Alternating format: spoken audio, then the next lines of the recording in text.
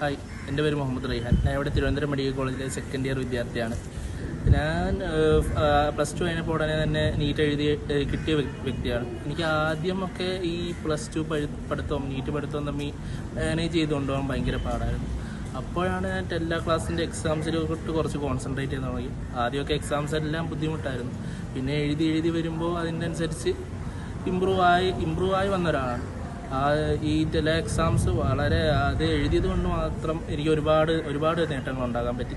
കാരണം ഓരോ സിസ്റ്റമാറ്റിക്കായി ഓരോ പാഠങ്ങൾ പഠിച്ചു പോകാനും എല്ലാത്തിനും അത് വളരെ ഉപകാരപ്രദമായി. കുറേ ഡൗട്ട്സ് വരുന്നൊരു വ്യക്തിയായിരുന്നു. അപ്പോഴെല്ലാം ഞാൻ ഈ രഞ്ജിത്ത് സാറായാലും അതുൽ സാറായാലും പ്രത്യേകിച്ച് അതുൽ സാറിൻ്റെ ഫിസിക്സ് ക്ലാസ്സുകളൊക്കെ ഉപകാരപ്പെടുത്തിയൊരു വ്യക്തിയാണ് ഞാൻ. അപ്പോൾ ഞാൻ ടെല്ലായി പഠിക്കുന്ന കുട്ടികളോട് പറയുകയാണെങ്കിൽ നിങ്ങൾക്ക് കിട്ടുന്ന എക്സാംസ് എല്ലാം അതേപോലെ തന്നെ എഴുതുക. ഒരു എക്സാംസ് വിട്ടുകളായത് ആ എക്സാംസ് എഴുതുമ്പോഴാണ് നമ്മുടെ ഇമ്പ്രൂവ്മെൻ്റ് ഉണ്ടാകുന്നത്. പിന്നെ ഡൗട്ട്സ് ഉണ്ടാകുമ്പോൾ അപ്പം തന്നെ യാതൊരു പേടിയും കൂടാതെ നമ്മുടെ സാറന്മാരെ അപ്രോച്ച് ചെയ്യുക. നീറ്റ് കിട്ടും, ആ ഒരു മെൻറ്റാലിറ്റി പോയി തന്നെ കിട്ടും.